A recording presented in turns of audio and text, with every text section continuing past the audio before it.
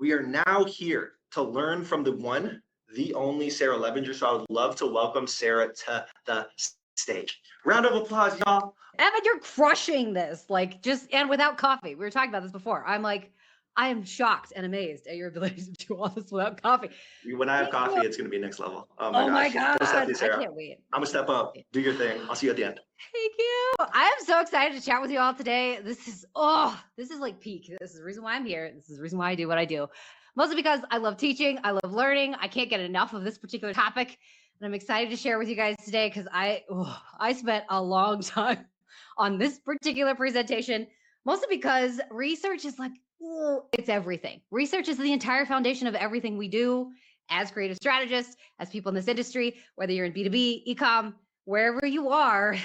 Basically, everything we do comes down to this. So we are going to talk all about research today, how to do it, what it is, where to go find things, what to look for.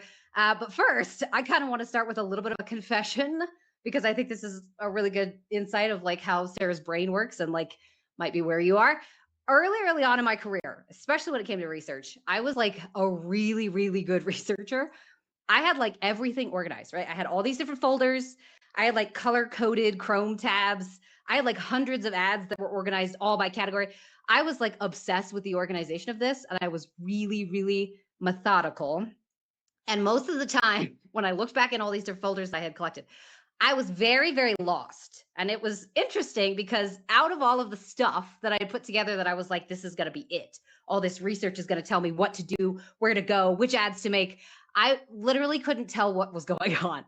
I think it's important to note that when it comes to creative strategy research, having a lot of information is not the same as knowing what to do with it. I could tell you what every competitor was doing, and I could tell you exactly which ads or where. I could get all the inspiration to you, but I couldn't tell you why any of this was working. And I definitely couldn't tell you what we should do next. And that's what I want to kind of focus on with this research today. There's this scene, I don't know if you guys have seen this, but there's this scene in Alice in Wonderland that I think about kind of constantly as a creative strategist. And it's where Alice asks the Cheshire Cat, which way should I go, right? You should tell me, where should I go from here? And the cat asks her, well, that very much depends on where you want to get to. And Alice says she doesn't really care where she wants to go. She just wants to end up somewhere. And the cat says, okay, then it doesn't really matter which way you go. And this scene in particular, just haunts me all the time because it's so spot on, especially for creative strategists, because I have watched brilliant creative strategists who genuinely understand the psychology. They care deeply about the brands and the people. They care about the customers, spend hours inside these libraries, scrolling through their competitor feeds and building swipe files and doing all the things they should be doing, but they can't figure out what they're looking for when they go to the research. They're just wandering through all of this data and all this information. And I personally think it's because nobody really taught us what we were supposed to be looking for when we research for our ads. So we're out here gathering all sorts of information that's supposed to help us, right? And supposed to help these brands grow. But we're not entirely sure what we should be looking for or where we should be going. So we just end up getting lost in here, just like Alice. In my experience, this is not something that can really be fixed with adding additional team members or really even sourcing good talent, even though that's a big part of it. This is 100% a system problem.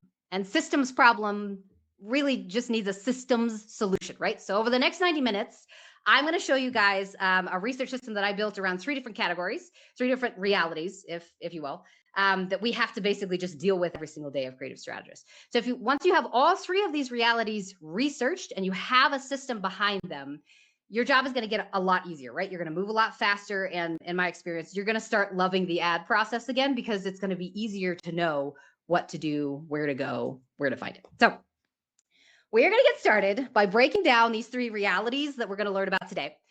Each one is going to kind of help us identify not only what we should research, but where to go to find that information, right? So that way we know what to look for and we can build better strategies from the ground up. The first reality that we're going to learn about is customer reality. This is how your customer actually experiences the problem that your product solves, and it's really the foundation of how all brands grow, right? Second reality we're going to research is the brand reality, and this one's critically important. It's something that I don't think a lot of creative strategists get enough insight into. It's something that we're really going to dive deep into today, and this is really what the business actually needs from the creative right now, not just what we think they need, right? And then the last one that we're going to go over is we're going to go look at presentation reality. So we're going to research properly how to figure out which format the human brain will respond to based upon psychology and not just like the trends of what's coming out in creative strategy in particular. Before I give you all these frameworks and tools and like research sources, I need to give you one hard and fast rule. So this is something that I need you to ask yourself before you open up any single research tool every single week. And that's this question: what decision will this research help me make? You got to ask yourself, what decision will this research help me make? If you can't answer this question, please close your browser because you're not ready to research yet. If you can't figure out what this information is going to help you do, don't go get it because it'll just complicate what we're trying to do as creative strategists. Every piece of research should make a decision. Every piece of research should help you make a decision. It should change what you build, how you frame it, who you target, why you're doing it in the first place. And if it won't change those things, you just don't need it yet. I really do think that research without the decision to serve isn't just research, right? It's just busy work that kind of makes you feel good for 2 hours until you finally kind of realize that you've gone down this rabbit hole, just like Alice, and it basically led you nowhere. It's just now you have information for no reason at all. So by the end of this particular session, you guys are going to have a clear set of tools that you can walk through with any brand, any team, any brief, and know exactly what you're looking for and where to go find it. So let's get started. I'm super excited. Okay, we're going to start with customer reality research. This is my favorite one, mostly because I have just a soft spot for customers and people. And I kind of want to frame this particular module with a question as well that might make some of us uncomfortable, but I think it's important. I want to know how well you actually know the person you are advertising to. How well do you know the person that you're trying to draw into the brand? And I'm not talking their demographics or their psychographic profiles, right? I want to know beyond that kind of avatar that we generated with the team like 3 years ago, how well do you know the person, right? Or someone that's just like her? Do you know somebody in your life that is the person you're trying to market to? Right. And I want to see, like, is it a family member, right? Can you think of someone like a friend of yours who just matches this profile really, really well? Do you know what her Tuesday at like 2 p.m. looks like? Do you know the specific moment in her week where she becomes aware that something in her life isn't working? How well do you know this person? The reason why I start here is because customer reality and the research we put around it is kind of the load-bearing wall of every single brand. Without customers, we cease to exist. Businesses cannot thrive or flourish without customers. And our job as creative strategists is to understand this reality. You can have a perfect brand, right? You can have the most sophisticated media buying in the world, the most beautiful ads ever produced. But if they're talking at the wrong person, or specifically to the wrong moment in that person's life, none of this matters, right? The whole house falls down. So the past few years, I find this really interesting. We have worked off of avatar profiles, and the industry has taught us to build both demographic and emotional avatars. We usually call them something like minimalist Melissa these days. She's 34, maybe she shops in Denver. She's a Whole Foods kind of a person. She values sustainability, all these different things. These descriptions are really accurate, but the problem is it doesn't tell me anything that I can write to get Melissa to pay attention to me. That's kind of the key here that I want you guys to get, right? I want Melissa to pay attention, to like what I have to say, and hopefully buy from me. Avatars are great. They're very important in marketing, but they're not going to tell you what Melissa's doing at the exact moment that she becomes kind of emotionally aware of her problem. And this is the reason why we're going to do very, very careful customer research so we can figure out what to say to her instead of just drafting a brief that sounds nice. Okay. So biggest difference here between I know Melissa and I know what to say to get Melissa to buy is that we are going to move away from generalized research. We're not going to try and go find what I call fun facts. There's a big difference between fun facts and insights. A fun fact is basically just a statement. She wants to lose weight is a fun fact, right? An actual insight is she's getting dressed for lunch with a friend who just lost 40 pounds. Her favorite jeans don't maybe fit the same way that they used to. And now she's really kind of insecure before she has to go meet her friend who just looks fantastic right now. That's a deep level insight that we can actually put strategy towards. And it'll tell you all sorts of things, what creators to source. It'll tell you what tone to use. It'll tell you kind of the emotional truth that she needs to hear. It'll tell you what brief to create. We have to get over this idea that we're researching for fun facts and move towards the idea that we are researching to find deep level insights. So to find out exactly who our customer is beyond this kind of like avatar profile, we're going to split our customer research into basically 3 different layers. And I put it on a cake because I love cake. Here's the breakdown of customer reality research here. The bottom layer is going to help us understand generational insights, not fun facts, insights, right? This is the world that shaped your customer before your product even existed. Generational insights. This is going to build the entire stack for us. The next layer in here, the middle layer, is going to be more about micro moments, right? These are the teeny tiny things, just like we talked about, very specific situations where the problem surfaces the most and it is most salient. And the top layer here, after we have those two set up, is going to be emotional mapping. This is where we're going to understand which emotions is this person feeling at this precise moment in time. And all 3 of these has to be done in a very specific order so that we can understand the whole reality of our customer, not just one specific teeny tiny little blip, if that makes sense. So we're going to start with generational research. Now, this is really interesting because I have a lot of pushback when I teach this to large scale teams, and it almost always comes with this idea that, why do I need to know this? Right? It feels like we're taking the long way around. Why do I have to understand like a person's childhood to be able to write it out? This is the reason why. Your brain is really a fascinating organ. It's about 3 pounds. It's mostly fat and water. It's one of these more interesting organs though, because it's a master pattern recognizer. And the way that it does that is by mapping everything it understands about the world to everything else. So all it does all day long is sit here and process things and connect them one at a time to other things that it has experienced in its lifespan. Now, because the brain processes creative in this way, the shortcuts that it takes are going to be really interesting. It's going to activate different things for the brain that you may not expect out of your creative, right? So your childhood is going to influence your teen years, which will influence your 20s and 30s, which will influence your 40s and 50s. The brain is going to make all this happen on its own. And if you don't understand how this person got to where they are based upon when they were born, what they experienced, all these different things, you're just going to be trying to write to the person they are today, not necessarily to a brain that has all these different experiences already mapped. So we're trying to basically shortcut that process. So the first question that we need to understand to try and kind of dig into this generational insight is, what was their childhood informational environment like, right? Were they raised on like 3 TV channels that every single message was just broadcast and authoritative, and it was the only thing I could get was the news or newspapers, those type of things?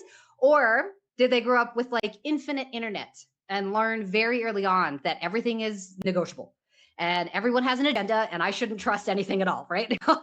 This is going to tell you which formats might feel safe and which ones feel like forcing it. But more importantly, it's going to tell you what you're going to have to do to be able to bypass the brain's kind of like, nah, filter. Right? So understanding the generation is going to help you choose formats, and it's also going to help you build trust. So this is the reason why we're starting here. So great example of this. There's a very interesting psychological phenomenon called the familiarity effect. It's really when the brain just processes familiar stimuli a little bit faster, mostly because it has less resistance to things that it sees a lot. So if your customer grew up reading long form like magazine articles, an article format might actually perform a lot better than a TikTok style hook, just because it activates familiarity within the brain. And I've seen this happen predominantly with boomers, which is really interesting. They like a lot of information, typically really long form style content. And usually they're the type of crowd that just really loves the information. They like to learn, right? There's all sorts of like familiar information out there. CAT scans is a familiar piece of information. Magazine articles, price stickers, nutrition labels. There's all sorts of formats that we see on a daily basis all day long, and we've seen it for years and years and years. We need to identify the ones that your specific customer is familiar with so we can easily access them as a library of formats in the future. So we're studying generations to understand which formats are they probably going to respond to pretty easily. So the first research pass here that I want you guys to do, and we're going to talk all about like how to systemize this in just a second, but for now, we're going to look at the kind of high level of like theory of how to do this. The very first thing you're going to do is find out which generation you are targeting and what types of information they're familiar with. Very, very key here. Second question we're going to ask ourselves is, what shaped this customer's relationship with money? We're still in generational research here. We're going to go out and we're going to find sources on what shaped their relationship with money. And this is pretty interesting because If they came of age during like the 90s economic boom, they might have a very different response to different messaging just based upon how they experienced money as a child. If they graduated maybe in like the 2008 financial crisis and they spent their 20s kind of paying down student loan debt, they're going to have a very different view as to whether or not they can afford whatever it is that you're selling or whether they should be able to afford it. This matters a ton because the phrase like self-care starts at home lands completely differently depending on their history, especially their history with money. One person is going to hear like very aspirational, oh my gosh, you're so right, I should definitely do self-care, it's going to be amazing. Another hears like, I can't afford that. Like, I can barely afford rent. You want me to do self-care?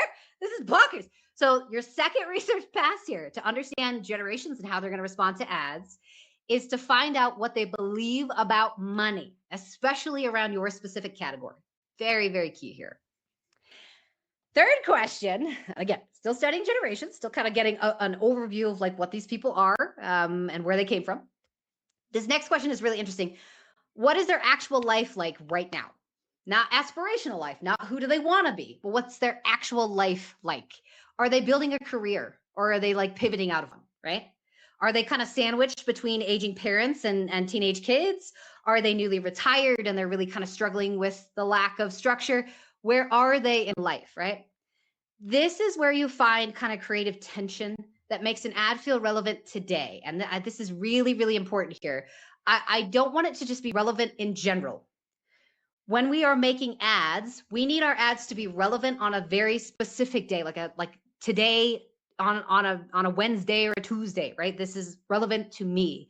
We need to map all these micro moments and generational kind of experiences that this person might be going through, not just so that we can sell those moments, but so we can be very empathetic towards that person, right?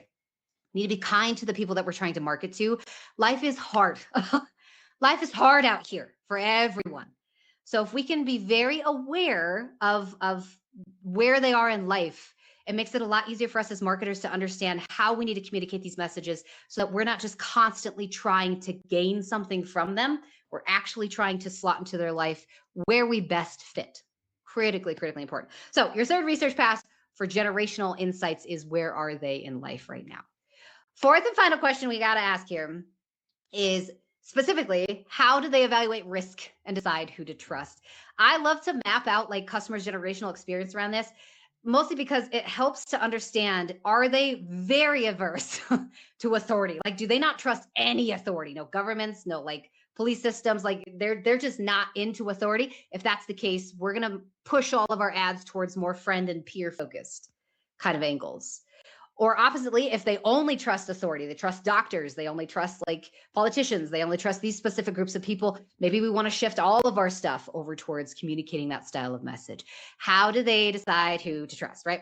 So in general, this is really interesting when you dig down into this, because a Gen Z or a millennial who grew up watching kind of institutions fail over and over again might be much more sensitive to like subreddits or peer focused kind of reviews, right? Versus your Gen Xers, baby boomers, and above, they might be more interested in doctor's endorsements or health claims that come with that kind of backing on it. Same exact products, same exact claims, they're going to have completely different architectures depending on how they process risk. So that final pass on your research for generational research is to find out who they decide to trust and why.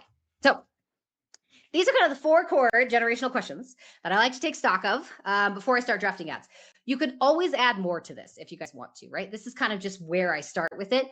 As you add more questions, what did they think about, their siblings? What was their lifestyle like when they were growing up? Well, like all these different things, it's going to add new insights to your stack and it'll generate much better ideas, which is fantastic. So this is how we build kind of super sophisticated creative strategies that are going to grow brands this year and into the next, 10 years. And it's all based upon where did people come from and where are they going? So now they kind of understand what we're trying to find. Here's actually kind of a map of how to find this information. When you do this research, you're not looking for angles. I have to call this out because I have people ask me this all the time. Sarah, where should I write down angles? No. Your generational research is more of an existing library in your head. You're looking to become a registered expert on the chosen human for your brand, right? So you can access this library of knowledge when you go to create later. All this research is for you as the creative strategist, not necessarily for the brand just yet. So we're going to walk through these one by one just so that you guys have a good context for this. When you need any sort of generational context or worldview, I need to understand where they came from, when they were born, how they kind of like grew up, what kind of informational pieces they had. Pew Research Center is one of the places I go to all the time. There's lots of academic kind of generational studies on this. For this specific research type, you're going to look for when they lived through economic events, right? Technology, when they adopted this particular piece of technology, different trust patterns that happened. What we're trying to find is something that'll tell us which proof format, right? Which like actual formats they might respond to, authority signals that are going to land with this generation, all sorts of things. So go check out all the places that you can find all around generational worldview. And like I said, Pew Research Center is fantastic for this.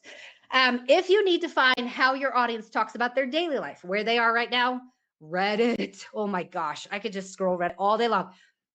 Anything that's very age specific, right? Age specific, like subthreads, those type of things. Facebook group, Quora is good for this. LinkedIn is good for this. What you're looking for here is language patterns, complaints about things, when they celebrate versus when they're actually like frustrated by things that are happening in the industry. This is going to give you actual vocabulary. Although again, I don't want you to write down angles.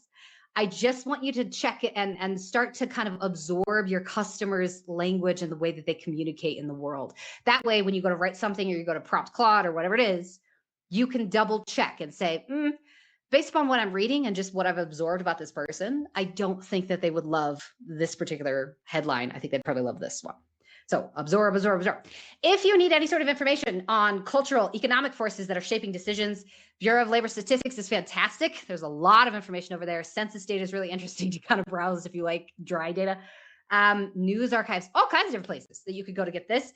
What we're looking for here is cost of living shifts, career patterns, family structure trends.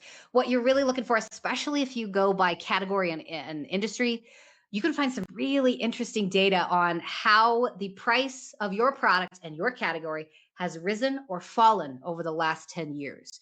And what does that mean, right? We're looking for all of these different kind of like hidden objections that people have that they're not going to communicate in a post-purchase survey or reviews, right? If your customer stress is financial, this treat yourself is going to backfire like we talked about before. So we need data.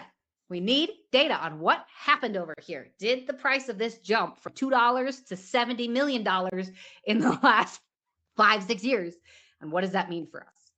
Last one on here. If you need information on real conversation patterns, specifically by group, YouTube comment sections are one of the best places I've ever gone to look for information on this type of stuff. Podcast reviews are also good. Amazon Q&As, those type of things. Here, you're just looking for tone, vocabulary, right? We're trying to understand, is everyone in here skeptical right now? Are a lot of these comments just like, I don't believe anything you say? Or are people actually talking about the fact that like, God, I wish that there was somebody who could tell me what to do? It's very different communication style. So we're looking at generational research. There's about 4 different places you can go.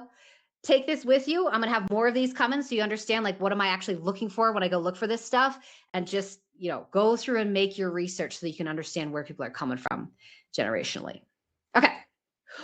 So studying these generational insights is going to give you kind of a glimpse into like who your customer was, how they were raised, how they trust, those type of things.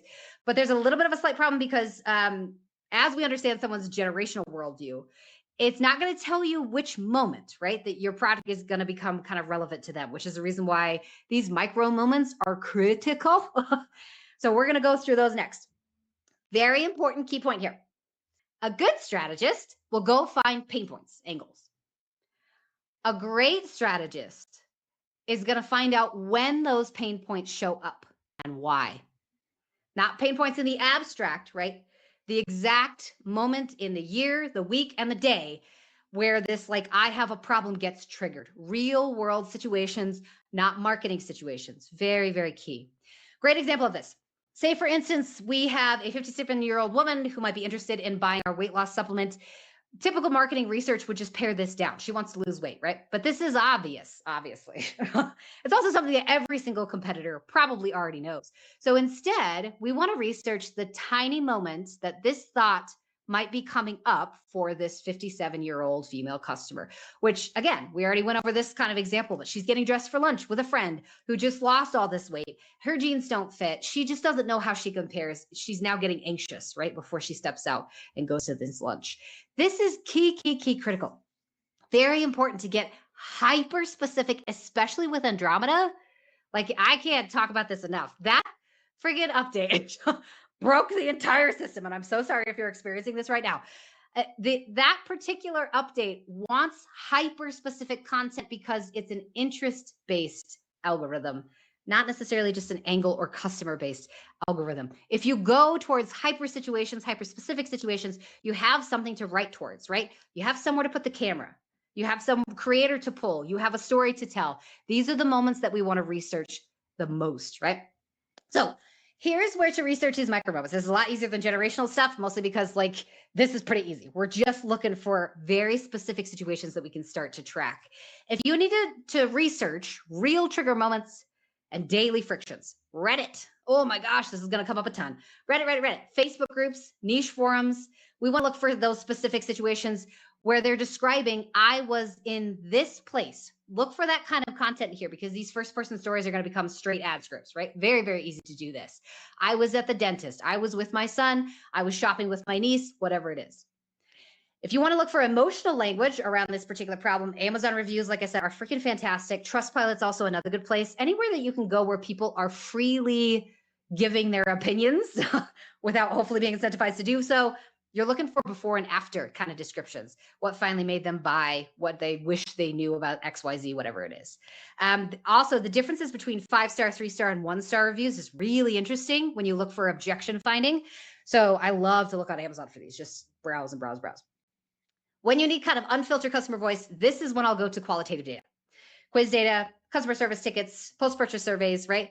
We're trying to understand why they bought right now, not why they bought in general. The why now part is the most important.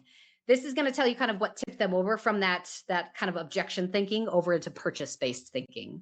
So in general, I love qualitative. Okay, last one on here. When you need social comparison moments, like I need to understand how people are actually thinking about this in the industry, just as an industry as a whole, right? Like how are people thinking about beef snacks? What do people think about streetwear? What do people think about dog leashes?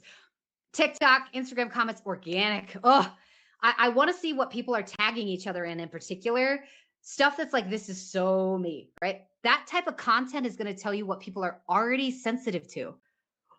And I can't get enough of it. I'm just like, these are so interesting when you start to dig down into the research here. So in general, go look at your micro moments, track these 4 different things. Again, this is just to get you started. You can always add on top of it, but really this is kind of the core stuff that I take a look at, especially when I'm doing brand audits, try to understand customers more. Okay.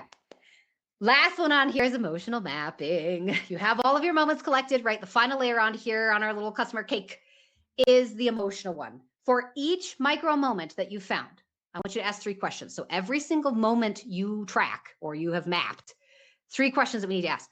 First one, which emotion is present? Which emotion is coming out of this insight the strongest? Number 2, is it a private moment or is it a social one? And I'll show you why all this is important in a second. In general, though, is it something they deal with alone or is it something they deal with around people? Because that's going to change the messages that we have to put into the ad account. And then last one on here, is this acute, like it came on suddenly, or have they been struggling for years and years and years with this? Because again, it changes what type of messages we need to put into the ad account. These questions are going to help us understand how. All of creative strategy is understanding how do we need to communicate this message. It used to be which formats, which angles, which offers. Now it's how do we need to communicate this message so that people understand what we're trying to say. If we're messaging towards the emotion of hope, right? Maybe we want to give them hope that there's a different way to do whatever they're trying to do. And they've experienced this problem privately, right? And they've been going on for years and years and years. Join others just like you is a little too hypey. We might actually want to do something a little softer, quieter, something like you don't have to suffer alone anymore, right? They're so close. These messages are almost exactly the same, but they're just communicated just differently that they're going to draw on a very different customer type. Emotions in humans are really weird. Really, really weird. We can experience extremely strong emotion, Other times we might have just barely detectable emotions going on. Often we experience multiple emotions at the same time. Which emotion you identify is going to drastically change what type of ad you make and whether or not the market responds to it. Very, very important. There's a psychology model that I want to share with you guys. I'm not going to go like super deep into this because this could be its own course, and it is. This is a course that I run. This one in particular, though, will tell you basically which types of emotions you need to target and how, right? So this is the Valence and Intensity model. This, I can't take credit for the model itself. That was developed by a psychologist, James A. Russell, in 1980. I just applied it to ads. This is really interesting, though, because where you find emotion on this quadrant model helps you understand if it's positive or negative, how intense it is, how to communicate towards it, all those different things. And this one in particular just helps us understand which headlines, hooks, which stories to build. So on this particular model, emotion can either be positive, anything that's kind of above that line, or it can be negative, obviously, anything below. Now that's interesting because just because it's positive or negative doesn't really tell you which direction to go. We also have to track how intense that emotion is. If it's really, really intense, we might see a very different message come out compared to if it's just a very light, kind of nice kind of a feeling. So we can go over deep in this. If you guys want more information on in Q&A, drop your questions and I'll answer them for you. But valence and intensity, remember that. Very, very important. Also very easy way to kind of figure out which motion or which messages to put in place. Okay, I think it bears saying, very important here, you can have the most kind of accurate and emotionally precise customer reality research in the world, and you can still build the wrong creative. Mostly because knowing your customer and knowing who they are and how they experience these problems tells you a little bit about what you're trying to go after, but it doesn't tell you what the business actually needs you to do with this information. And that's a completely different question, totally different research. And it's the one not a lot of creative strategists have enough education on. And I wish to God that we would put more education. So thank you, Motion, for putting on this event so we get more information on this. This is what we're going to talk about next. So I want to start this section, now that we understand like what we're looking for customer side, with an observation, right? So a lot of the most brilliant creative strategists that I've worked with have a lot of customer information, but they're still struggling to get past like beginner to intermediate level in creative strategy, mostly because customer data and information is only one side of the equation. You can understand all these different things about your customer and map their micro moments. You could build all these emotions into it. You can ship it and everything seems like it'll be fine. But for some reason, even though people are responding to it, you can still have a boss that will come back and say, turn that ad off. And then you'll be sitting here wondering why that happens.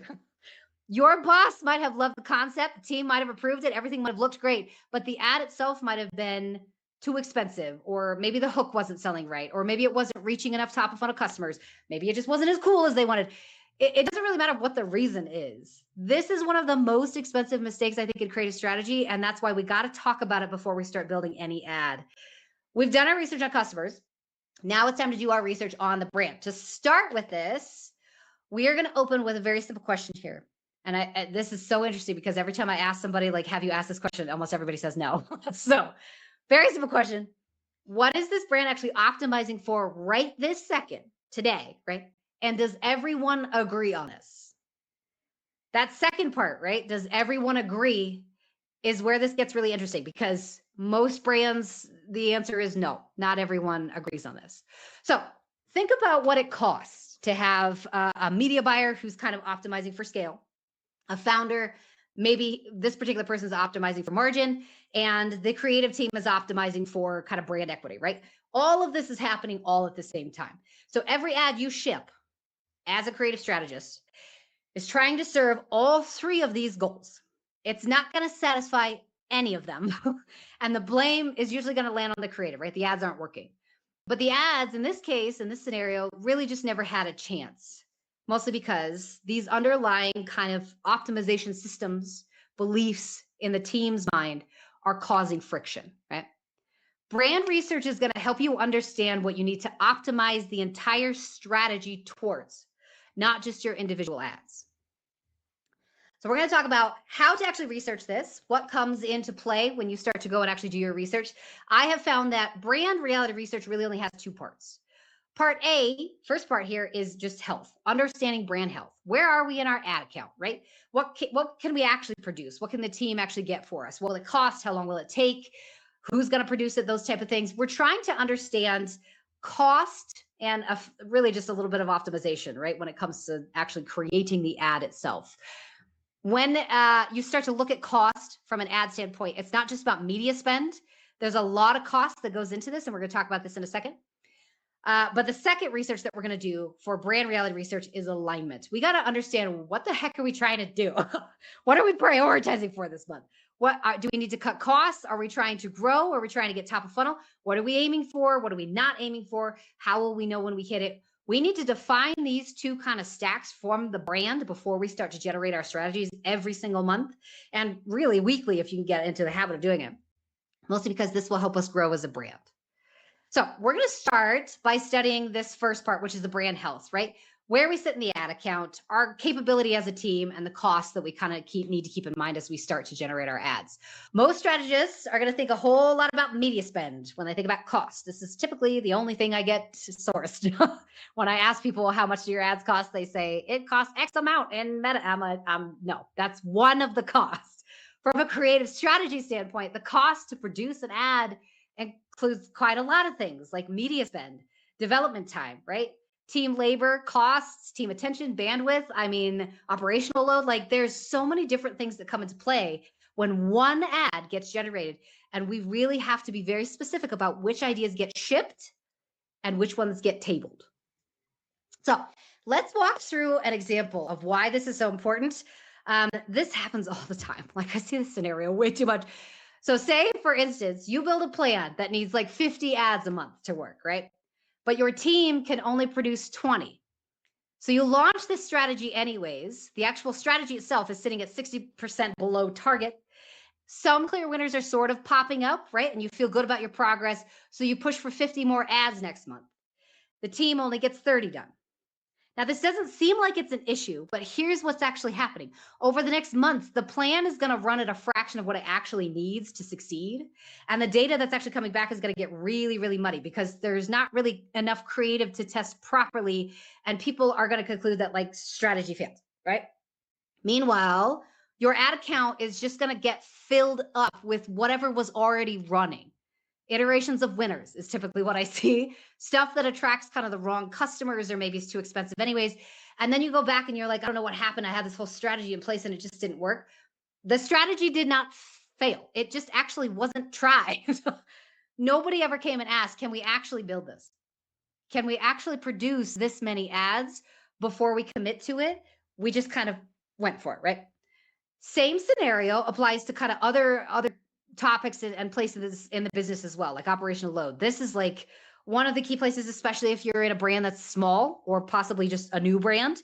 If your creative strategy that you put in place drives a giant demand spike and fulfillment cannot keep up with that, you've just paid to create angry customers. And I've seen this time and time again for smaller brands. It's like, we got to be so careful with how we put our strategies in place. So before we scale any sort of creative, and before we get to like the brand research side that we're going to talk about, we need to ask ourselves, what happens if XYZ happens? What happens if it works? What happens if, like, we generate a crap ton of demand over here? Can the business handle this, right? Is our team capable of producing this much creative this month? Can we produce this much? How much of it is going to cost? Can we do this at quality? Because if you follow any of my content, Sarah's not a big fan of just like dumping a ton of creative in the ad account. I would so much rather go for quality over quantity. So I want to know, how much does it cost us and what needs to be cut in order to hit this goal, right? You need to know the ceiling before you build towards it. So let's talk about where to go to research this. To understand brand health, where in the heck is the brand sitting? We need to dive into a couple different metric places at least once a week. Bi-weekly is probably best, so we can kind of give our ads time to breathe a little bit. But when you need current performance metrics, costs, benchmarks, all these different things, obviously you guys are good creative strategists. If you've been doing this for a while, Ads Manager, really good place to go. Motion dashboards, one of the places that I check most often. Other platform dashboards, whatever you guys are currently using to keep track of this, please, please, please do. Obviously, you're looking for places and things like CPA trends, conversion by campaign, spend efficiency over time. Keep up with your good habits of just understanding how is the business performing from an ad account standpoint, right? We're establishing a baseline here is what we're trying to do. When you need creative production capacity, information on like, can we actually do what we think we're going to do? ad wise, I want you to go internal. Go check with your design leads, your project management tools. Go talk to your designers, your videographers, all these different things. Ask them, how many assets do you think you can create every single week at quality, right? I want to understand like how we produce, what our systems are in here, how we actually flow through this. What we're trying to do is we're trying to make sure we don't try and pitch a strategy to the brand when the team can't physically execute it. That's really, really important, because this is the number one reason the strategy dies. And it's also the number one reason for burnout, is we're being asked to produce things that we can't possibly do, but we're going to try to do it anyways. We roll through this kind of hamster wheel and we're just completely burnt at the end. If you need information on operational constraints, this one I find really interesting because most brands don't actually give this to the creative strategists. I wish they did, but ask for it. Go ask your founder, go ask your CMO if you have one. Can I understand like our ops and supply chain? Like, can you tell me, can I get access to the inventory kind of dashboards? We're trying to understand, can we handle a spike? What's our fulfillment ceiling on this? Like, are we doing a good job operationally? Because I don't want to create something that's going to cause really just big problems on the back end of the entire system, right? Great creative plus this kind of broken fulfillment is just a lot of refund requests. So we have to understand, where are we with inventory? Can I go ahead and start to push demand out here? And then last down here, industry cost and benchmarking here. Obviously, you're going to look at, like, Motion has some great aggregate data in here that you guys can look at. We are looking for specifically, where do you sit versus the category, right? Are your CPAs normal? Or are you kind of in a red flag? I like to look at this specifically when it comes to category benchmarking, mostly because sometimes I have no idea if what we're hitting is actually good. So for the most part, when you're going and looking at your brand health in here, you're going to look at a lot of metrics. You're going to ask a lot of people internally what the heck is going on, and you're going to try and get a sense for how the business looks in particular. Second part in here is researching this kind of optimization. And I love this one because it literally is, I'm just trying to figure out what the heck is our goal, right? Because most of the time as creative strategists, we're out here just kind of like, okay, I think our goal is growth, I think. And then it comes back, and then the media buyer had turned off our ads, and like, it's all chaos. And it's like, I thought I was doing a good job. Once a month, I want you guys to go do this research so you can understand, what are we trying to get towards? Pull your founder, go get the C-suite team on the phone, get your media buyer in here, the designer, the videographer, whoever it is, anyone who might possibly touch an ad or see an ad or have a role in the ads, and ask them this question that I'm going to show you in a second. You're looking for disagreement. You're actually looking for places that we don't even know we don't agree, right? We're misaligned, because disagreement in this conversation is not necessarily a problem. It's just information that you really want to have so that we can get in alignment. So this is the question I want you to ask every team member at the start of every month. And I mean, every single one. If you could only optimize for one thing right now, what would it be?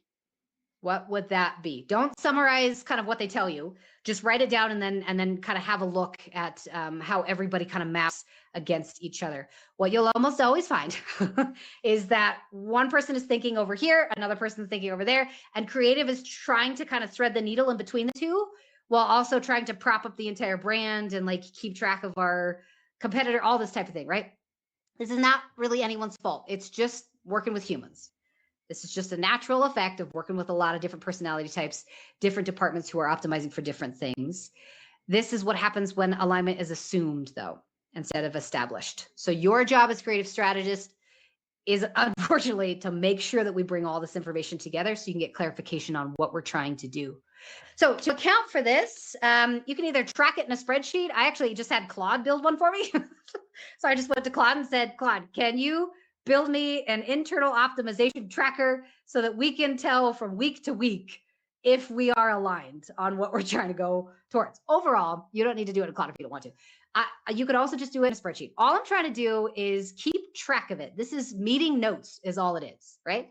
I just want to know, if we said we were optimizing for XYZ, did that actually happen? Or as a team, are we kind of just going in the weeds? Or if you're a freelancer, right? If you're a fractional creative strategist, come back with your founders and with your team and just say, listen, I put in this strategy last month and it doesn't seem like that one got hit. Can I understand why we pivoted or where we shifted to? So for brand alignment, all of this is internal. This is nice because it's very qualitative and very easy to get. So for understanding kind of business stage, strategic like priorities, those type of different things, we are going to ask our founder, our CEO, whoever it is, if you have board decks, if you have investor updates, we're trying to understand what are we doing right now as a brand? Are we pre-product market fit? Are we using ads to try and figure that out, right? Are we scaling? Are we a mature brand that's just trying to hold our place in the category and expand out? What's the next milestone? We're looking for business stage right now, and we're trying to determine the right strategy based upon that particular stage. If you're pre-product market fit, you need a lot more learning, right? You don't need as much volume in place. And really scaling is about kind of more efficiency, right? Not just experimentation. So every single stage is going to have its own strategy that we need to adhere to. And this is going to help a lot so that you don't end up building the wrong strategy and getting super frustrated. If you need information about what the media buyer is optimizing for, direct conversations are fantastic. Platform settings, this is the time where I want to understand kind of like objectively from a campaign standpoint, what are you doing? Like, how did you set this campaign up? What does this ad account look like? What are you reporting on? I need information if like, are we optimizing for a specific thing that I didn't even know we had in the ad account, and you're dumping my ads into a particular structure that I actually need to account for. Go check with your media buyer. Very, very, very important. If you need information on what creative is actually being produced versus the one that you planned, Asana, Monday, ClickUp, wherever you need to like hold your project management information is very important. I think it's really just looking for a gap, right? Every single time we put a plan in place, we need to track and see whether we actually did it. And that's the same for weight loss. It's the same for learning a new skill. It's the same for like learning an instrument. You have to put in the steps to practice it, because this is going to really reveal whether or not anything we put in place actually got executed. Or whether it's a bandwidth problem. Last out here, if you need any sort of retention data, and I put this one in here because I'm like so fascinated by retention. Very important to understand, are we actually acquiring customers who stay? What was the payback period in here? I want to understand, did somebody I attracted with my ads churned in 30 days, right? Because really, no amount of acquisition is going to save you at this point if they just keep churning. So we need to completely revamp the strategies we're putting in place. So brand alignment research. I'm trying to make this very, very simple for you guys. So like I said, when I give you these tables, and I'll give you access to them at the end if you guys want. One at a time, just go through them this week with your team. Understand the ones that like, yes, I have this. I already got all this information, but maybe these two, I don't have enough. And then way you can find out, where do I need to get more information? So your homework for this particular section, I haven't assigned homework yet, so this is the very first one, but your homework for this is just to get an alignment statement from the team. That's it, like one sentence that just agrees on and commits to a defined window of time that we are going to try a specific strategy. So for the next however long, 30 days, 60 days, 90 days, whatever it is, we are optimizing for a specific goal. We want to cut our costs down. We want to get our volume in check. We want to actually add more quality in here. Maybe we want to do a little bit more top of funnel, whatever that goal is, because whatever this business reason that we've discovered from our conversations, this is the one that we really need to focus in on. It's going to help a ton. Okay, take a break. Everybody decompress. I know this is a lot of information. Research is one of the toughest ones. I promise. The next part is going to be super fun with Dara, because it's all about like creativity and actually applying all this stuff. Very important to get this foundation correct the first time so you don't have to go back and do it all again. But now we have a research stack for customer insights. We have a research stack for brand insights, but there's still one question left to answer, and that's, how do you wrap this message? We understand our customers. We understand what the brand wants, but now how do we wrap this so that people will come into the brand, like what we have to say, and actually buy? So this is the last and final research stack that we're going to go through. And this is honestly like one of my favorite parts, just because I love content. I find it super, super interesting. So very, very clear thing. As I was like building this particular section, I just kept thinking to myself, like, how would you know, right? Which format, which style, like, how are you going to be able to decide which presentation reality you need to hit? And I think it's important to remember while you're going through this particular section, you're not making ads for an audience. You're not making ads for an audience. Unless you're pushing organic, that's a totally different strategy. You're not making your ads for an audience. You're just making your ads for a specific type of brain, right? Now, the brains that we are trying to bring in and we are trying to convert into a purchase, they are already in a specific state. and this is something I posted on my Twitter a while ago, but the state that they are in is typically something that's not currently experiencing the pain of the problem. They might be thinking about the problem, but that's a very different brain setting than actually experiencing it. Your customers in this state are on a very specific journey, and the brain that's processing all of this has very specific rules that we need to adhere to. A lot of creative teams that I work with base all of their creative stack based upon what's trending, right? Or really just like what feels fresh or what feels good. Or really, I mean, I'll just say it, like what the founder likes or what the creative team is excited about. And there's nothing wrong with excitement. But the reality of the situation is all of our ads are being served to millions of brains inside an organic ecosystem. These ecosystems was purpose built for mindless scrolling through topics of interest. That's all it is, right? What this means is we're going to be competing heavily with a brain that's trying to keep itself where it is. The brain does not actively want to click and go out somewhere else and try and figure out whether or not what you're offering is important, is a good value, has like every bells and whistles that it wants. That's just a waste of energy for the brain. So to account for this, we need to choose a creative stack, AKA like how many statics, how many videos, how many carousels, how many GIFs, whatever it is. We need to choose our creative stack based upon the psychological state of the person who will be processing this ad, right? And that's basically the only question that matters here. Presentation research that we're going to be conducting has basically one very, very simple goal. We need to match information or like the offer that we're presenting to the psychological state that they're in, right? A brain in exploration mode, something that's just trying to figure out what's out here and it's just kind of like looking at stuff, is often going to reject anything that tries to be too clever or go too deep too fast. A brain that's processing maybe purchasing mode will really just not like a landing page that over explains everything because it's like we're past this already. Like I just want to get to the purchase, right? You really have to try and target this very, very carefully so it doesn't feel wrong to the brain. And there's a very, very simple structure that I put in place to try to figure that out. So we're going to start this last and final research process by identifying what kinds of creative stack we need from a customer journey standpoint, because as we just saw, not everybody's ready to buy today. They're all kind of in a different state as they're looking at your ad. I can't take credit for this particular model. Again, this one was taken from an actual Google study that was looking at digital purchasing processes, and I'll get you guys that link if you guys want it. But in general, they found that customers in a digital ecosystem move through about 4 different phases before they buy. First one, obviously at the top, is going to be a trigger. Something told me that I should buy, right? I'm feeling something in particular that was like, I should fix this. Exploration phase and evaluation phase is interesting because people will morph in and out of these. So sometimes they'll be exploring, sometimes they'll be evaluating, and they'll stick in here for quite a while. Eventually, they'll move from evaluation down into the purchase, and you'll see this kind of like circle on here that talks about experience. So the actual post-purchase experience is involved in this as well. Unboxing, obviously, like shipping times, all those different things. But in general, each of these 4 phases kind of has a very distinct psychological state that's attached to it, and each state has a format that matches it. And from my experience, I've tested this over the course of lots and lots of different brands. I'm up to like 150 some different creative strategies built now.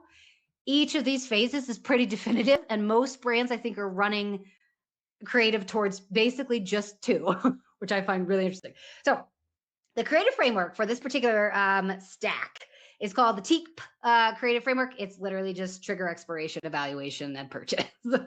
So it's really helpful for kind of understanding how much coverage we need to see across the entire journey.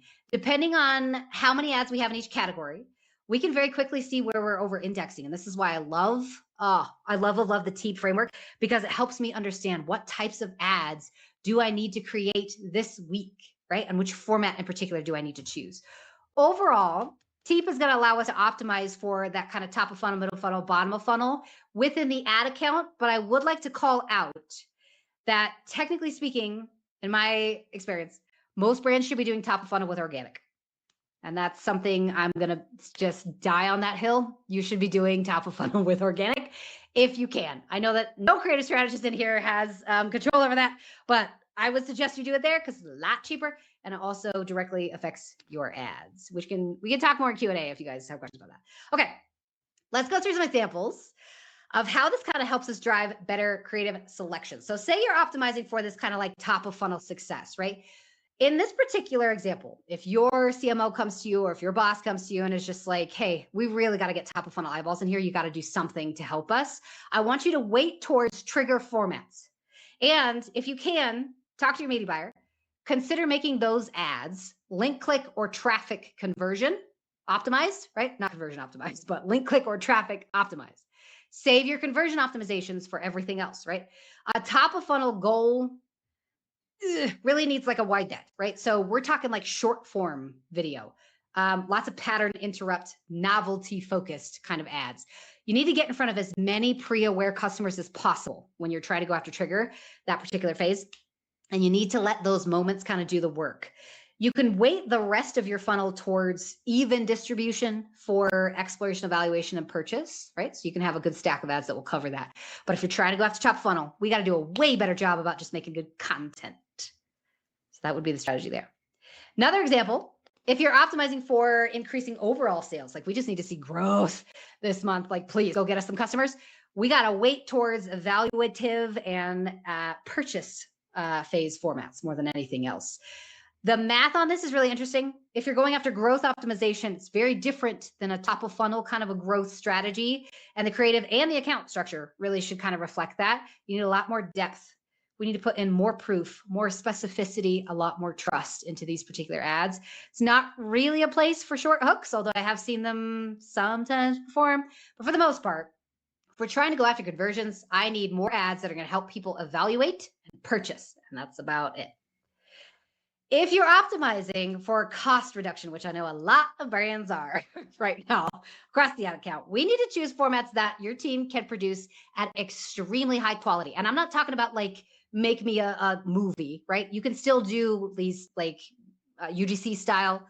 You can always kind of do these like quick and dirty style ads. When I say quality, I'm talking about like I want it to be as close as possible to the best story we can tell. The best story we can tell. And then I want you to put a lot more effort into the middle here, right in the middle of the team structure.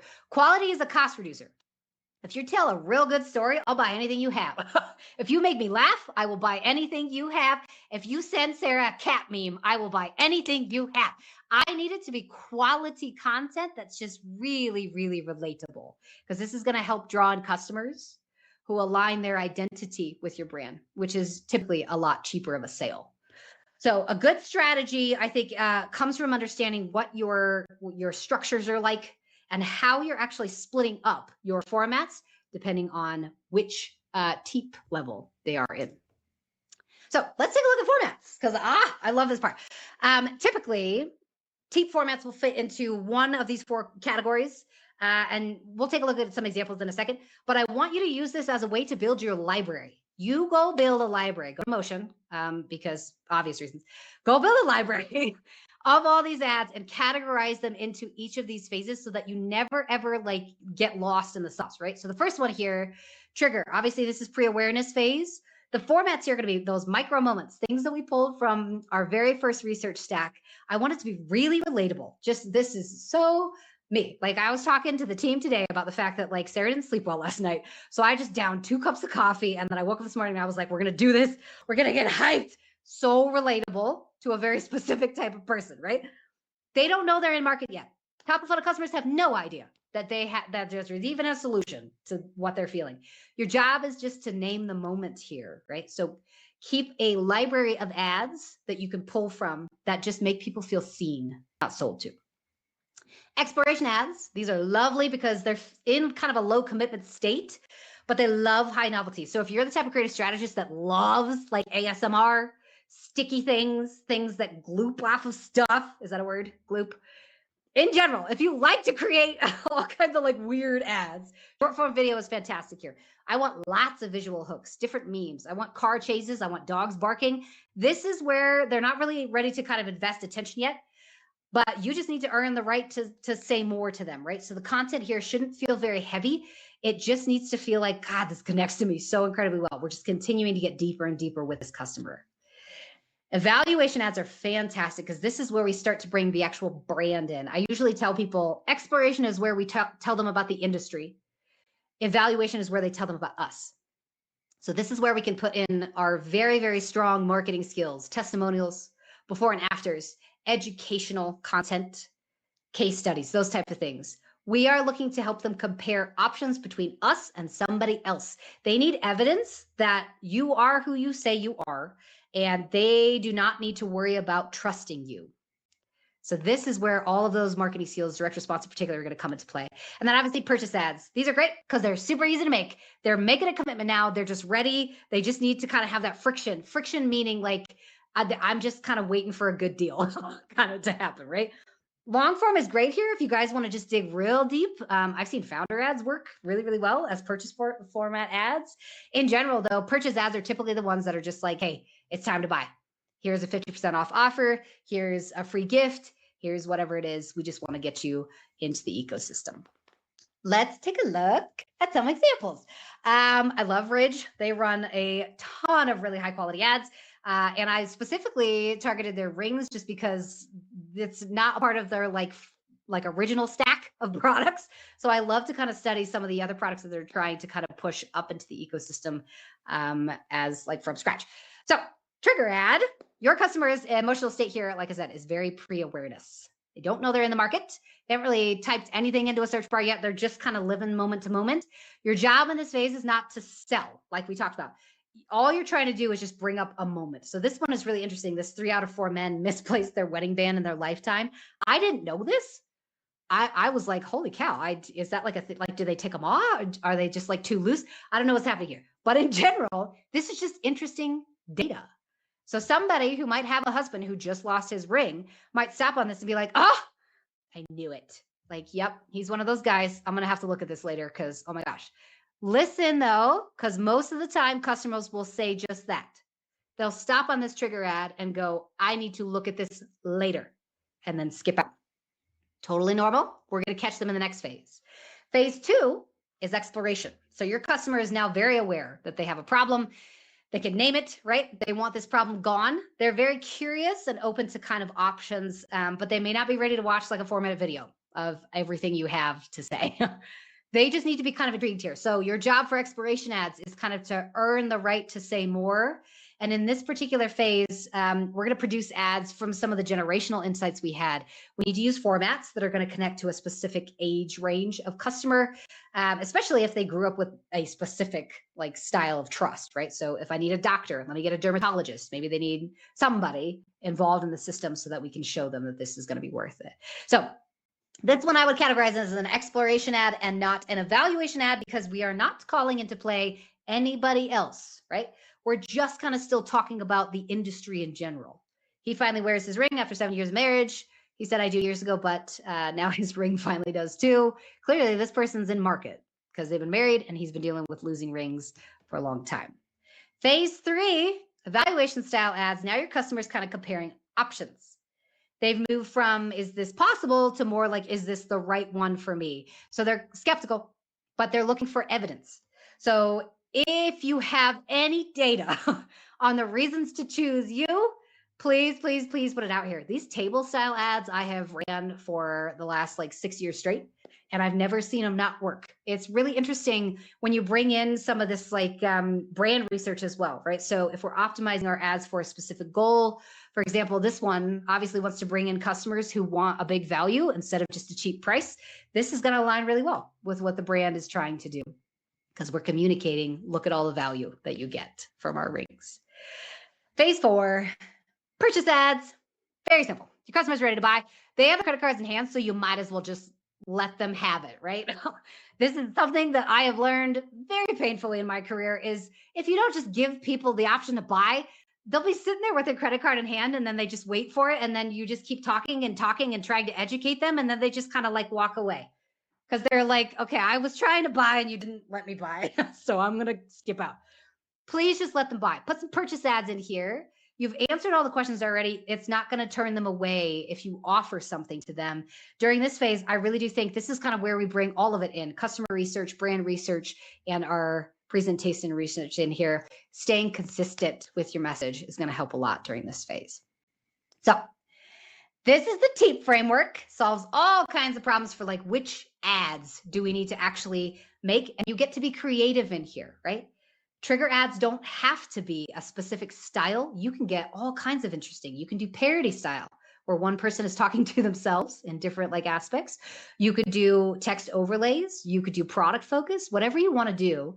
Just make sure that you're thinking about which phase am I trying to go after, because that will help you narrow it down very, very quickly to what style of ad you want to make. Last research panel. I know this is a big one. You guys are hanging in there. I'm so proud of you. Research is thick. It's like a really intense like experience, but having all this information, like I said, is going to make it so breezy. Like you're going to go through your week and just be like, I know exactly what to make. So to find out what style of ads that we need to make for which TEEP category, we're going to conduct a final round of research, basically just to get inspired. This is typically the research I think most creative strategists are very strong at. And obviously, when you need all of these different things, there's lots of different places to go. What you're looking for is anything that stops the brain, right? You're trying to find something where the information is just presented in a very interesting way. So when you need formats about what's working in your category, Motion's Inspiration Library, which I am just starting to explore, is like super interesting. There's lots of cool stuff in there. Obviously, you can check out Meta Ads Library, although take it with a grain of salt. Meta drives me crazy. Lots of good ways that you could use it. Just I would check some other resources as well. TikTok's Creative Center is also another good one that I check often. You're looking for top performing formats by category, and you're not just looking for trending hooks. This is going to give you kind of a starting place for your kind of like library of ads. But remember here that you're filtering for state, not just copying what's trending. Top performing also comes with its own kind of caveats, right? Because something could look like it's performing when it's not. So just keep in mind, all we're looking for is the interesting stories, different ways that we could possibly communicate the information, not necessarily just things that look like they're winning. When you need any sort of information on what your competitors are running, obviously Motion has a lot of like really cool saved searches you can do. Meta Library for their longevity filter is really interesting. In general, though, anything that's running about 30 plus days is a good signal. But again, be mindful of the concepts. If you see something that's been running for like 500 days, but the ad itself, like the concept is just like, why would this be running for 500 days? Go with your gut. I have had some brands tell me that they have specific campaigns that have basically a plethora of 100 ads sitting in there that just have spend running to it because they are afraid their competitors are going to copy them. So they just have some ads that have some sort of spend on it just so that they can be conscious of that. So I always tell people, longevity is a very good signal, but double check the story. See if the ad's an actually like a good ad, well produced, good story, good creator, good delivery. And if all of those things check out, then that's something we want to keep track of. In general, how your customer like consumes content at each stage is really interesting. I look at Google Analytics for this. Content paths are really interesting. You can get access to it. You can tell pretty quickly like where people came in from and then where they explored after that, just to see, was this customer in exploration, evaluation, or purchase phase? How deep did they go on the website? And then we can try and understand, what do we need to put in place so this customer gets to the end faster? Heat maps are also another good place for this. YouTube Analytics has some really interesting tools if you guys want to go check those out. But in general, we're looking for watch times, drop-off points. We're really just looking for how is the content being consumed in general, because it's going to tell you a lot about like whether your customer actually likes watching this type of content and if it's something that you could possibly put into the ad account. This big yellow bar in here, this is where I spend the majority of my time when I'm looking for presentation format. Organic trends, stories, cultural knowledge. I want you guys to go surf the web. I'm looking for basically anything on a reel, any sort of shorts, Twitter, LinkedIn, Pinterest. I mean, I kind of just want you to go out for at least 30 minutes a week and consume content that's in your feed. Mostly because I find it so interesting that we don't look at what the organic creators are doing very often, because they have to be interesting in order to get what they need out of the algorithm. So their skill set can help us a lot when it comes to understanding which trends are going to be popping off pretty soon, or which narratives, which storytelling things that we need to actually put in place. Spend a lot of your time on organic these days, guys, because it's going to help you, especially now that Andromeda is really picky about what it serves. Okay, last one. If you want data on what's actually converting, obviously Motion, fantastic for this. I know that this is a Motion event, but I love these guys. They're fantastic. They are the best at what they do. This is a really interesting place too when you go and look at like customer quizzes and compare it with what's coming in with motion, post-purchase surveys, and compare it with what's coming in the analytics. What we're looking for is which creative actually drove purchases, right? Not just click-through rates. I think click-through rate lies sometimes. It can be a very, very cool piece of content, but a click is not a customer. So if you see these high click-through rates, but you're not seeing a lot of conversions, there's something in here, something about what we're doing and what we're communicating that we need actually more data on so that we can shift it more towards conversion for the bottom of that funnel. Okay. Another pro tip, I know we're almost done, is basically to tag things. So tag each idea. I love tags. I'm just like tagging everything in my life these days. Tag each idea that you source from all these different researching like platforms that you're going on with the appropriate category. We talked about this briefly before, but I want you to tag them. Trigger, exploration, evaluation, or purchase. This is going to help you build something that's like invaluable in this industry, which is an ad library that's not just usable, but it's also browsable. Browsable, both by customer reality and by brand reality. At any point in the month or the week, if one of your concepts is dying, we can go back to our library of ads that we have chosen as inspiration, and we can choose the right format for the right level of customer at the right brand optimization level immediately. We won't have to go search for new concepts or try and figure out what the heck are we trying to do. That's how you build good strategy into this type of work. Okay. Woo! We did. Oh my gosh, we like sped through this so fast. Okay, final step on here. We kind of started this course talking about like Alice in Wonderland. We're all out here kind of lost, wandering with kind of no destination. I gave you guys a ton of tables with very specific things that I want you to go find every single month, every single week. And we learned kind of why it's critical to know what you are looking for before you go research. Now I want to show you the system, right? So this is how we bring it all together so we can get a solid system in place. So you can do this monthly and weekly, basically so that you don't get lost as you go through this. We have a customer research stack, right? Or like a process for customer insights. We have one for brand insights, and we have one for presentation selection. So we have 1, 2, 3 every single month, every single week. We need to go through these so that we can understand more about what our customers need most. This is a high level view of what we just created. So for customer research, just as kind of a summary, you're going to look at generational context. You're going to look at micro moments, and you're going to look at the emotions that come out of those micro moments. For your brand reality, you're going to look at cost. Can we actually produce what we say we're going to produce? How much is it going to cost us? And what do we need to prioritize? And you're going to look at optimization. What are we actually trying to do every single month? For presentation reality, you're basically going to go through trigger, exploration, evaluation, and purchase. And then we're going to take these 3 stacks, all this information that we just pulled, and that's what we put into our strategic creative briefs. Okay. One question left on here, obviously, is like, how do you put all this together, right? What am I supposed to do? Like what month, what day, what year? Like, how am I supposed to do this every single week to make sure this kind of doesn't fall apart? I think very, very important that before we go into the workflow here, having a system is not the same as using it.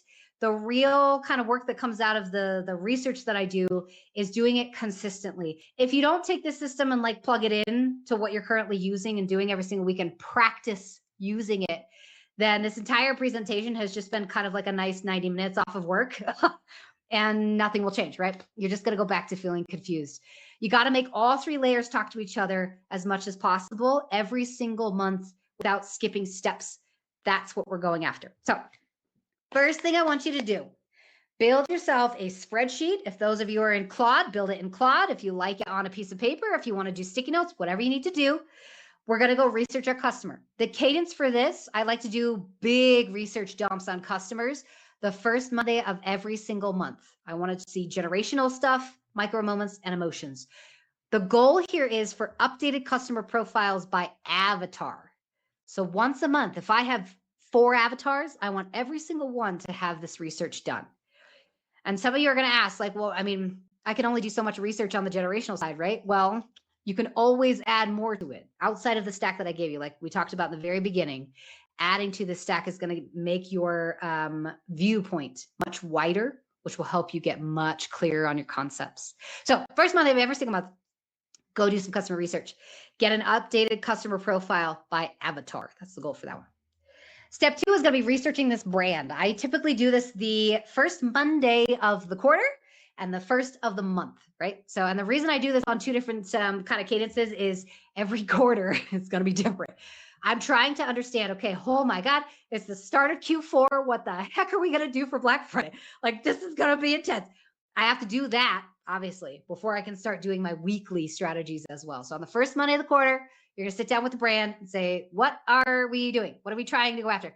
First of the month, I'm also going to sit down and be like, okay, here's what we decided about our quarterly goal. Now, can you help me understand what we're trying to do every single month so that we can get down to that? Your goal for this particular research is an updated brand optimization statement so that everybody will agree on that, and then build some sort of tracker, right? So get yourself that spreadsheet so that you can start to understand. This is going to prevent expensive mistakes, right? This is also going to help our brands grow consistently if we can manage it, right? Because this is really going to focus us in on what are we trying to do. So once a quarter, once a month. On this one, oh, it's just step 3, research and presentation. The cadence on this, first Monday of the week, right? So first Monday, every Monday of the week. I'm trying really hard to understand what's happening out there in the ecosystems. And obviously this is when I do a lot of research on my organic scrolling. So every single Monday, I want you to get into the habit of just going through and chunking through like at least 30 minutes to an hour of here's some interesting ads. Here's something I pulled from Motion. Here's the library, bring it into one spot. And I want you to kind of match your chosen concepts to where they fit in this TEEP journey, right? Remember that we're not looking for just format from just like creative preference. We're really kind of looking for more what our customer will probably respond to. So updated TEEP inspiration library is the goal for this one. And last one on here is to get all this into a digestible format, right? We got to write the brief, which is what Dardani's going to help us with. She's going to help us kind of take everything that we just learned from our research and actually apply it to our concepts. But we need to specify, obviously, okay, now that we understand all this stuff, how do we want to put this into an ad? Now that we understand all these things about the brand, how can I use this in my ads? Now that we understand our TEEP structure, how do I want to put this into my ads? So in general, I think it's important to just kind of end on this. If this seems like a lot and you're like, holy God, how am I going to do this? All I want you to do is take a screenshot, like put it on your phone, wherever it is, and look at each one of these and say, do I understand this? Do I have enough information about this specific piece? If you answer yes, cool, keep going. Don't need to change a thing. Just add that to your stack, right? Every single week. If you don't have enough context for it, if something in here is missing for you, take time to do one piece at a time and go get yourself some data on this. Specifically because I truly believe Cheshire Cat was 100% right for creative strategists in particular. When it comes to research, if you don't know where you're going, any direction is going to do, and you're just going to wander and wander and wander, gathering more information, but not knowing how to use it, right? You're going to build beautiful swipe files. But if you have a very distinct structure to your research stack and you understand where to go and when to use it, this is how we build good creative strategies for the brands that we're actually trying to grow. You'll have a destination, right? A map to align to in particular. And that is the difference between good psychological research and just wandering around. So don't be Alice is the goal of all of this. Questions, comments, Evan, do you want to come back on here? Oh, wait, stop doing. I got it.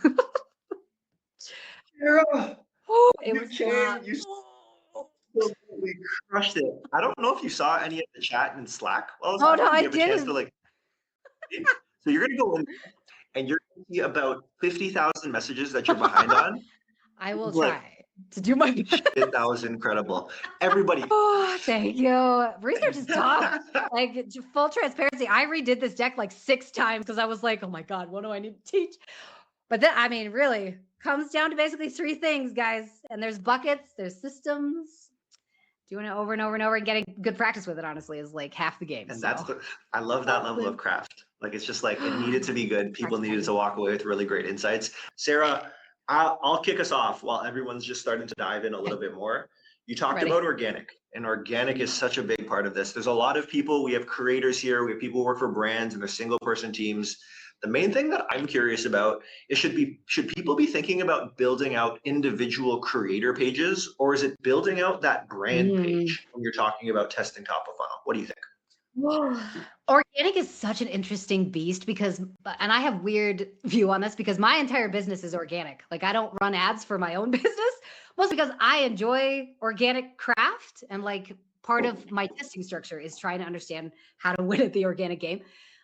Organic, I find is best suited to somebody who really loves organic style content. And this is tough to find, I think, if you've been searching for a while.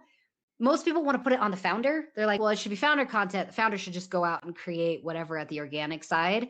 I personally would rather have somebody who just loves to create content. So the difference between should we start a brand owned channel or should we just like start testing like whitelisting or, create, what should we do? It all kind of depends on, do you want to own it?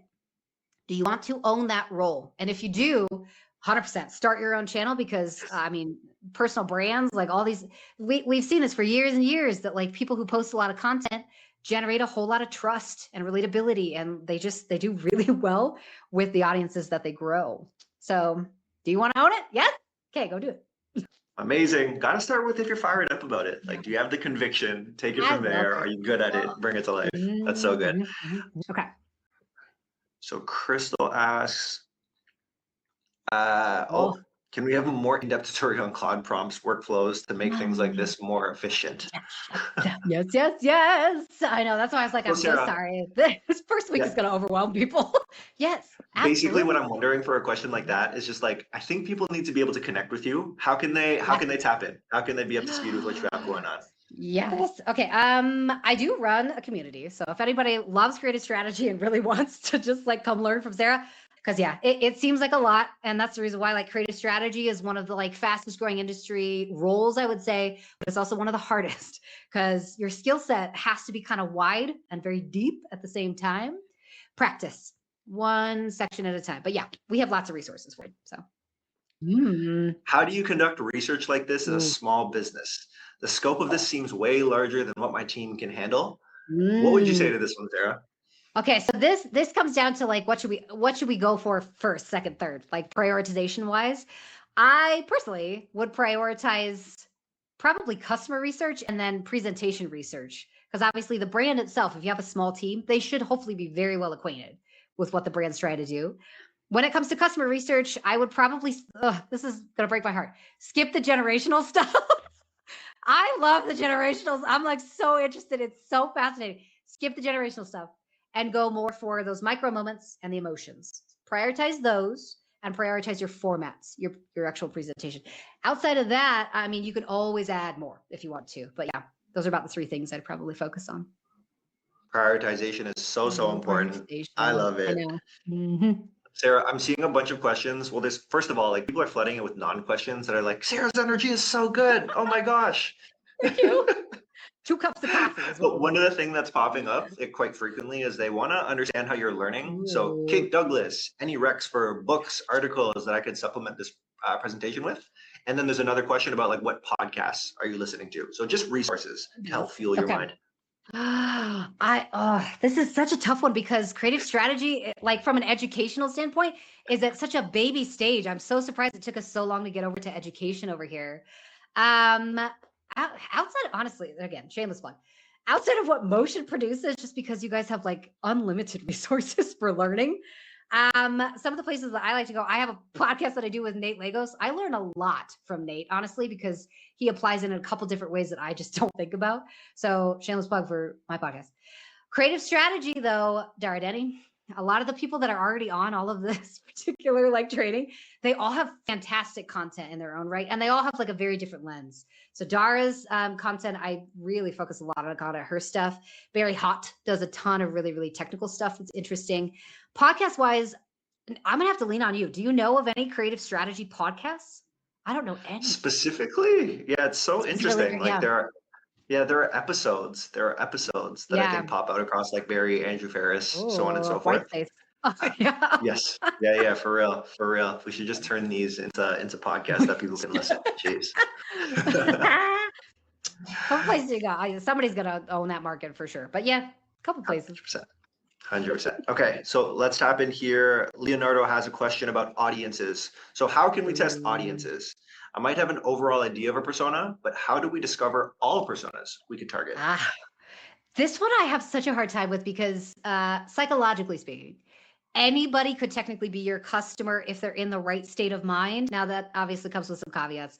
Like if it's just a female focused like product, it's probably not going to be applicable to men, but you might have men as gifters, right? And this is the toughest part about marketing is how do I find out all of the people I could possibly market to? Technically it's kind of unlimited in some respect, but to narrow it down, I try and understand like what are the personality traits, I guess you could say, of the person I'm trying to bring in, regardless of what like gender, race, background, ethnicity that we've already discovered, right? So a lot of times my avatars these days are much more emotional avatars. So I want to go after people who believe that everybody should be included, who also love skateboarding, right? That's a very specific type of person.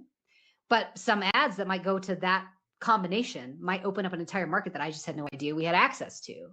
So where to find that information? That's a good question. For me, that is more category level information. So I need to go study what happened in software in the last 10 years, what happened in beverages, what happened in shoes, what happened in fashion, who led those conversations. That's a little bit of a different research stack. And I wouldn't add it to this just yet because that gets really complex. But for the most part, Claude has helped me a ton with categorizing down. If I give it a lot of our reviews and just say, who's in here? What avatars do you see? Lots of easy ways to gather data around that. So yeah. Huge. And speaking of Claude, well, it's like there's levels. What you presented is where people can start. And we've even gone to the part of like even prioritize within that. Like where would you go? And it's once you have a flywheel here, then you're stacking on top. It's like now let's go to the intermediate or the advanced at that point. So it makes sense. Yeah. It gets so much more interesting, I think, too, when you start to bring in your own like experience with it. This is just how Sarah does it because I love the psychology side of it.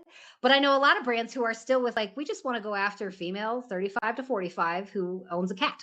And they do very well with that because their brains just kind of understand what to do with that information. So whatever helps you understand your avatars, I think is the best way to like format it. So I've seen a lot of questions. I can't actually pick out one. I was trying to find one that speaks exactly to that. Some people are trying to, how deep should they go into this micro personas? Because we're hearing so much about the micro persona right now. How deep should they go in your This one's such a hard one for me because I'm just like, how much should I say? I think in my office too much is my problem. And I have opinions that I'm like, I don't know that I'm ready to share that yet. My opinion on this is avatars are helpful, but they are a crutch. They are a crutch for marketers. I think we got so sucked into this idea that there's one person that I need to be optimizing for, and that's not how business works. My content is psychology, paid advertising, and brands in e-com, and that's it. And I draw in people from B2B. I've worked with service providers. I've worked with tech. I've worked with SaaS. And this is the weirdest part about business is there is no avatar that will help you scale to the moon, right? What's actually going to help you scale is having a distinct point of view for the brand, a distinct point of view that I can apply to any avatar. So you can come up with 25 of these if you want, and we can have them like all structured and we can have big spreadsheets for them and all kinds of different things. But if it's not going to help me communicate my point of view, then it's just busy work. Like like we're just doing it for fun. So yeah, how deep? I don't know. There's something so grounding about like you are still in what's real and always living in what's real, right? Because I'm even thinking back to when you were talking about the volume of okay, well, this is our spend. How many ads should we make? But it's like, what can we actually do? Like, let's be honest at this point. Yeah. This is so tough for me because I'm just like, this is coming from a very emotional, like very like, ooh, type person. Like, what's happening there? I also like, I have to bring it back to reality because half the time we want to skip that part as marketers because we love thinking and like creativity and all these different things. And that's what we're best suited for.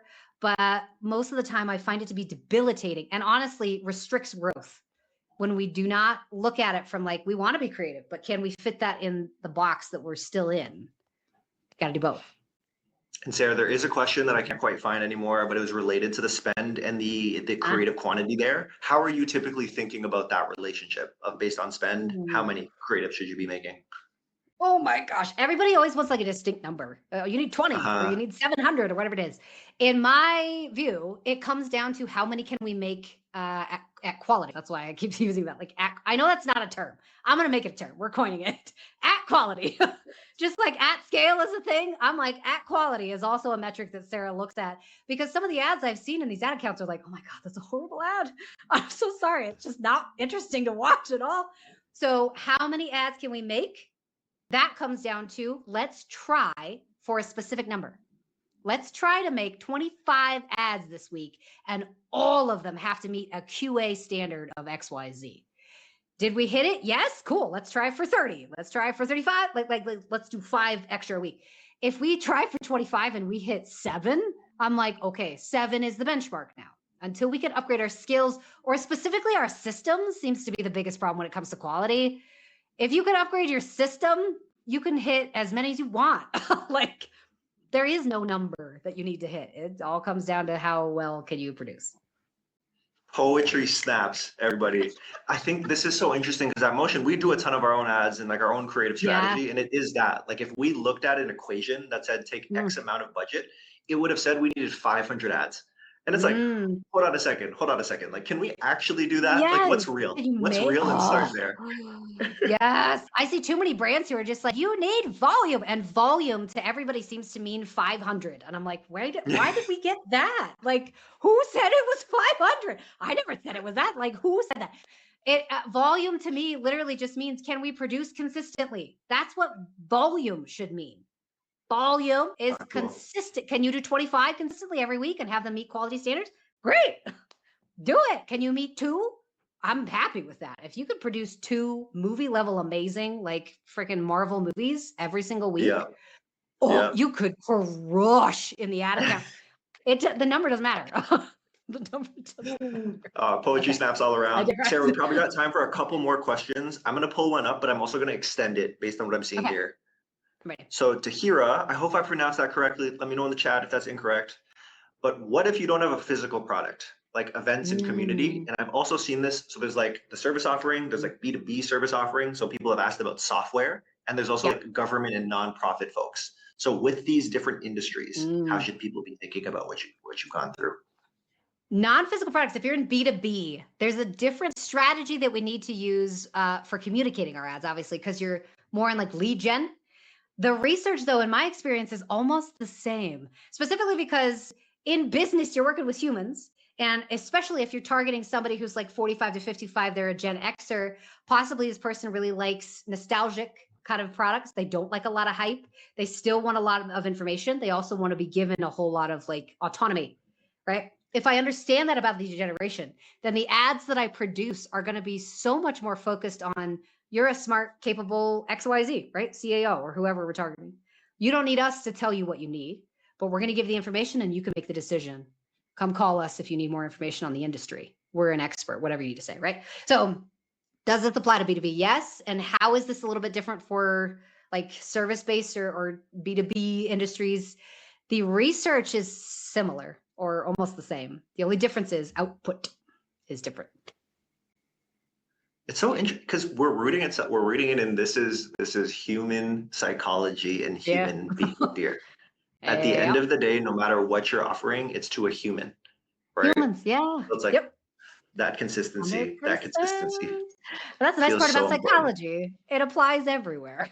So I still want to know, like, who are they? What did they do? What did they grow up with? All those different things. Now I just need to understand, okay, what are they focused on? And how can I get in front of that? So yeah.